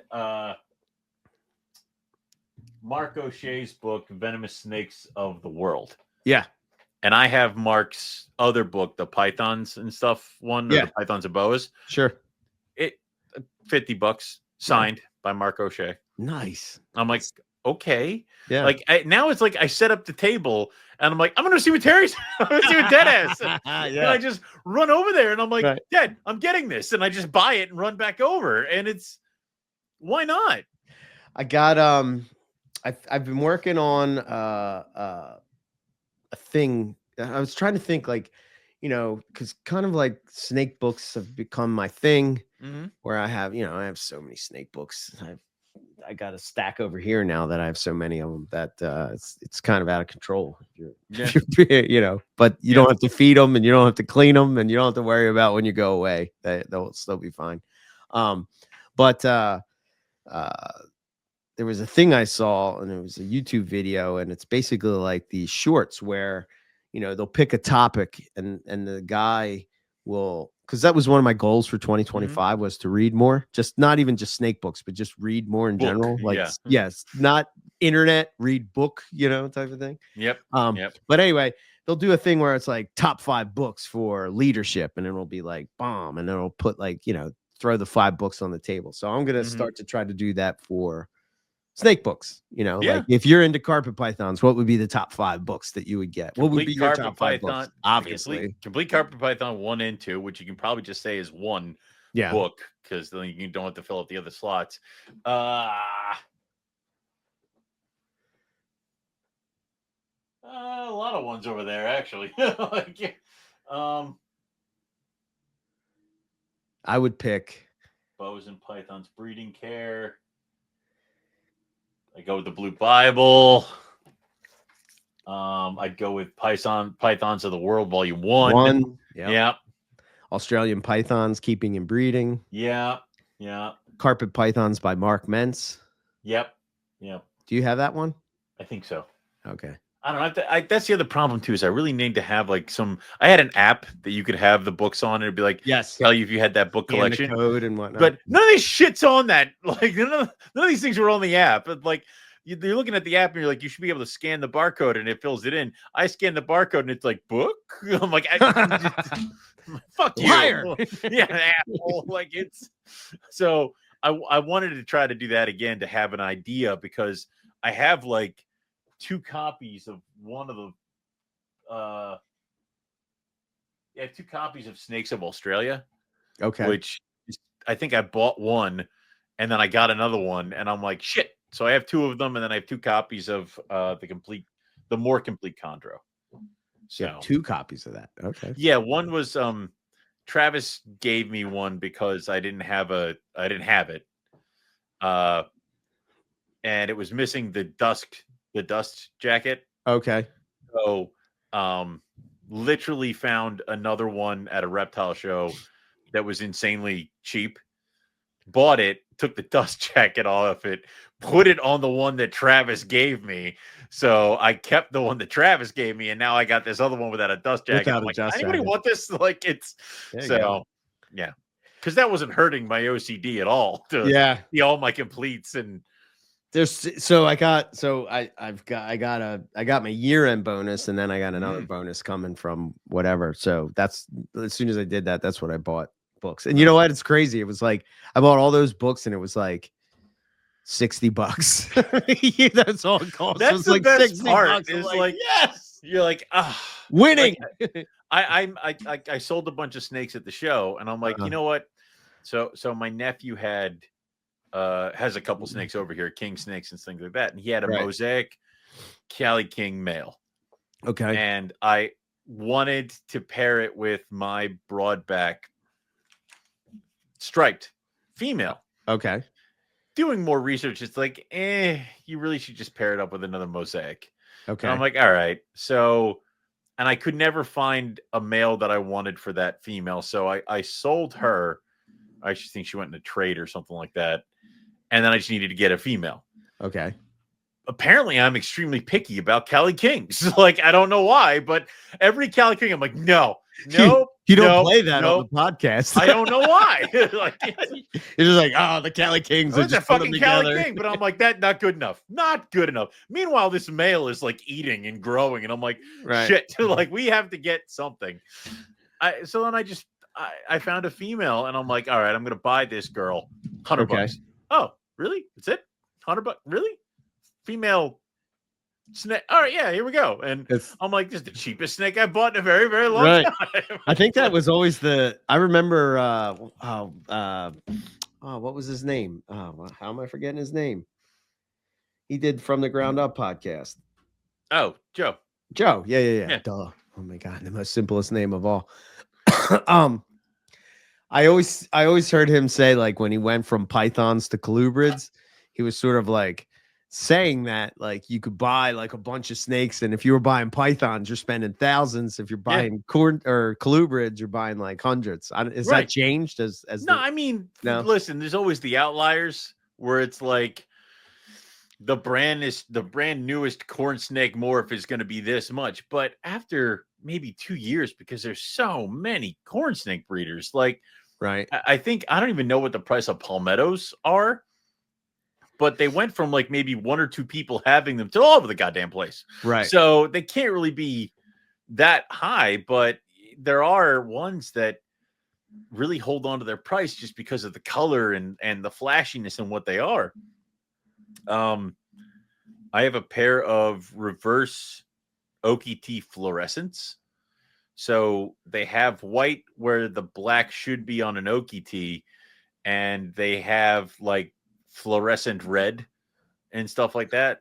Okay. So I have those baby corn snakes, and apparently they hold on to a price, but the price is like $120. Like, it's not it's not crazy. It's not crazy. So no, it's not $5,000, exactly. $10,000. The fact that it's not below 100 is people are like, wow. But then there are some other types of corn snakes that hang up higher. There you go. This is a mosaic. I had to look it up when you were talking. That one at the bottom. Which one? So these are all mosaics, but this is what you're looking for. This is what I got at the bottom, because my guys don't have any white in their black. That's actually a cool snake. Oh, they're gorgeous. It looks like somebody took a white Cali King and just took a paintbrush and went like whack, like all the way down it. My dad, he still has this Cali King. I know. 30 years old.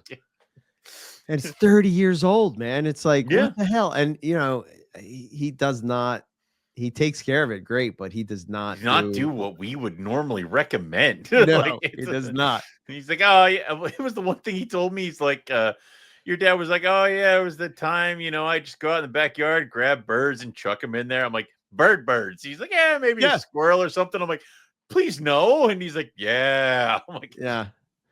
He never read the internet that said you couldn't do that. I mean, he's one of those guys where it's like, I feed it beef hot dogs and it's 200 years old. Yeah. No.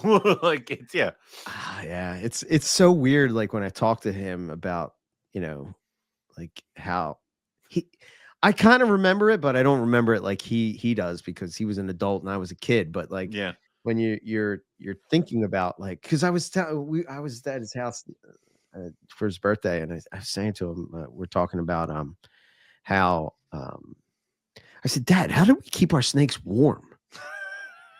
Like, we didn't have lights or anything. Heaters, like, we didn't have any of this shit, you know? Like, how did we do this? And he's just like, what do you mean? And I'm just like, what do you mean? What I mean? There's no basking spots. Do you not understand the question? No. He's just like, oh yeah, well, you know, sometimes I use, like, I guess he used like an under the tank heater, and then he's like, other times I just use a light bulb. And just I was a normal ass light bulb. Just a normal light bulb. Yeah. And I guess that was enough. Were people's houses? I don't know, man. But where all the light bulbs gave off so much heat. Yeah, that could be it. Yeah, they were giving off radiation and heat. And that's why I'm never cold, son. Jesus Christ. The 70s were a wild time, man. Everybody was on coke and everyone was all kinds of drugs and radiation of raw light bulbs, and all our lights just outran every air conditioner known to man. Jesus. Yeah, man. You know, the other thing that I didn't think of, but he told me, he's like, remember how you used to put your cage either by or on top, like those old-fashioned radiators that were like, you know what I mean? That would have like the cover on top of it, but it would be like, that would be where the heat under the tank heater. Yeah. Yeah. Yeah. So. Oh, and that's why people are like, we don't know. It just couldn't. You know, the snakes that lived through those things and bred were the stern, like that was survival of the fittest. Now we have all these, like, you know, that's why we got all these like pretty colors and broken mutants, because now we can make it easy for them to survive. Oh my goodness. Yeah, it's just weird how it's like so different. And it's weird because he keeps the dart frog still. Yeah. And probably his favorite thing is the Pac-Man frog, which just like garbage disposal. I think he just likes to watch things eat. Like he's just like that, you know. He's like he never grew out of that kid. Yeah. Like, do you remember the first look time at it eat? Right. Do you remember the first time you fed your snakes? Like, in college, people would come to my dorm room to watch my Cali King eat. Yes. 100%. Now I'm just like hucking food as I gotta go. It's like we don't give a shit about this. Yeah. It was like when I was a kid, I was into snakes and I had a couple snakes, and then I kind of got at, you know, I had just one or whatever. And then my neighbor, this kid moved in next door to me and he had a boa. And like we would religiously every Friday, as soon as we got out of school, would go around to the pet shop and buy one mouse, and they would put it in this little, like a Happy Meal box. Yeah, with a little. They still put them in there, but now the mouse is like $25. Like, was it? My male breeder mouse died. Oh, okay. And I had females. I'm like, crap. Right. So Melissa went to the store and she's like, I need a mouse. And it's like $5 or something like that, $3 for the mouse. They're like, is this going to be food? And she's like, that is way too expensive to be food. Get the hell out of here. Right. No, he's going to make the food. Right. Exactly. What the heck? $3 for a mouse. Get the hell out of here. Go around with their little box, you know, like, here we go. We're going back to his house, you know, and we go up into the room, have to take the books off of the top of the cage. God. You know, and then there's a brick on top of the cage, and there's one of those sand weights. So it's like the weights with the sand in it. Out of the cage. Right? Take the lid off, and you just throw the live mouse in, and you're just like sitting at the cage waiting, and you're like, oh my god, and like the anxiety. I mean, this was like our version of YouTube back then. You know what I mean? It's like being at the zoo, but not. Yeah. And then you would see it eat, and it would, you know, you would just be like, oh my god, that's so amazing. How are they eating? How are they doing that? You know, how are they do that in the wild? Yeah, like that. It's just just like that. Yeah. But yeah, then after that, the snake bug came back after I got that. But he didn't have. He just kept a cage on his floor in his bedroom. There was no nothing. Like I don't know. I don't know how. Now we're sitting here and we're making the fake. Oh rocks. My god! Oh, they're gonna go below 60 degrees. What are we gonna do? I have to make sure that the stick is treated appropriately. Yeah, exactly. You know, I'm not saying that stuff is probably. I'm saying it's bad. That's probably a good idea, but you know, it's just funny how it's just so different. Yeah. But anyway, I guess we can call it there. We do have a herp history coming up. And that should be pretty cool. So Keith is going to join us for that. And that's always a fun one. We haven't done one of them in a while. And they were pushing me to do it because they were worried about the guys not being here. So well, like, okay, I mean, that's a good reason to do it. It's a good reason. I mean, we like, I'm really glad we got Dr. Ross on before he passed, which one of my favorite shows. Yeah. Oh my gosh. Yeah. One of my favorites. But and God, if you did not have that book, like I think now it's become scarcer and scarcer and scarcer because I think the price of it has gone up since he passed, and that's terrible. But get that book if you can. When I remember thinking when I saw that book at a show, it was like, I don't know, maybe it was $80. Mm-hmm. But it's like 100 something now. But I was like a poor kid, right? So I'm just like. Oh, I don't know if I can spend $80 on a book, you know, but like I would like look at the pages and I was like, oh my God, this is what I've been looking for, because up until then I'm reading the TFH books, it's like, that kind of shit. But that's the shit you got to jump on. Like I think I told you a bunch of times, like I didn't have a Pythons of the World Volume 1, and then Brian Waterloo, we know cleared about out his stuff, right? Yeah, he was cleaning out his stuff, and he had it. And he's like, "Do you want it?" And I'm like, "Hell yes!" And I got it. But then Pythons of the World Volume 1 and 2 at Hamburg for like $50, just sitting there, and people are literally walking past it, and it's almost like you want to smack him and be like, the books are right here. But then it's like, no, don't look at them. Like, right. I mean, even if you're not into ball pythons, Volume 2 alone is just like keeping pythons. It's like, there's so much great information in that book, even if you're not into ball pythons. Right. Even just to have it, just to be like, just in case I need to reference it. That's just a in reference. Case there's an idea in there. And I love it. I love this small snake library that I have. And it's like, I need to stop. Like, I need to stop myself. The books I have in my cart are, what is it?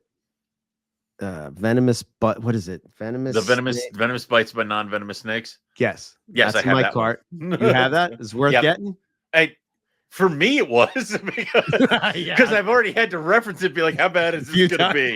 Like, fair enough. That was good.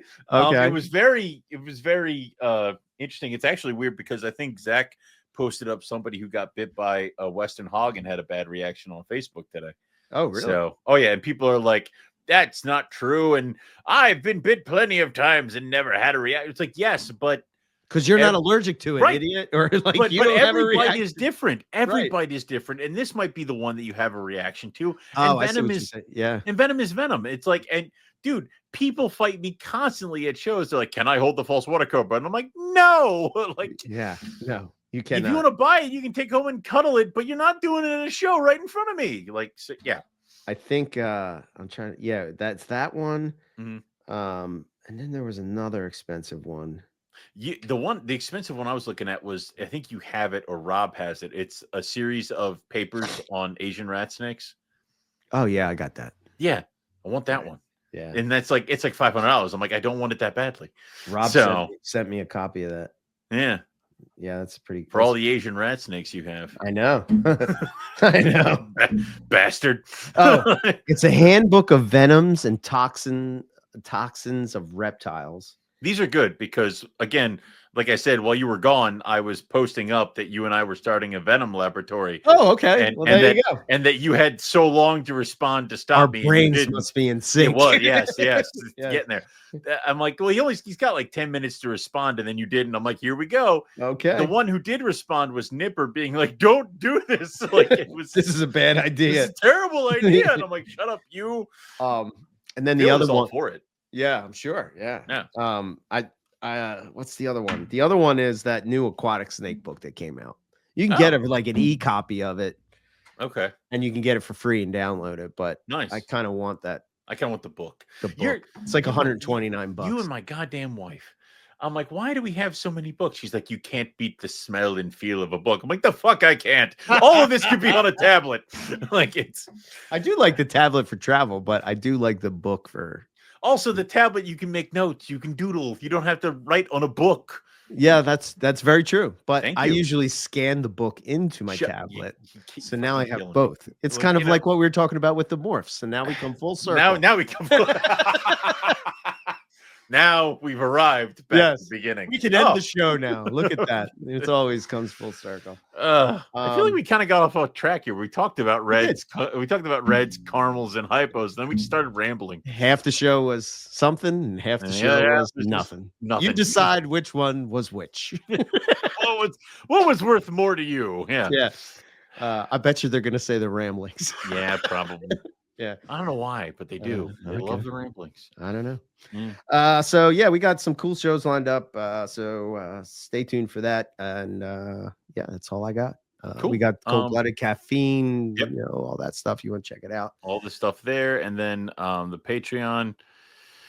And then we're gonna keep it kind of close to the vest on a couple announcements, but we're gonna be getting some stuff going as far as our trips and things like that. and what we're planning for next stuff. I think the next show I have is in April, Hamburg. Yeah, I'd like to make it down to Daytona this year. I'd like to go to Texas Carpet Fest. And I would like to go to Colubrids Fest. It's out in Indiana still? I think so. I'd like to do all those. So let's plan on that. Let's sit down and plan on do that. Okay. Yeah. And do some solid herping. That'd be nice. Yes. That'd be nice too.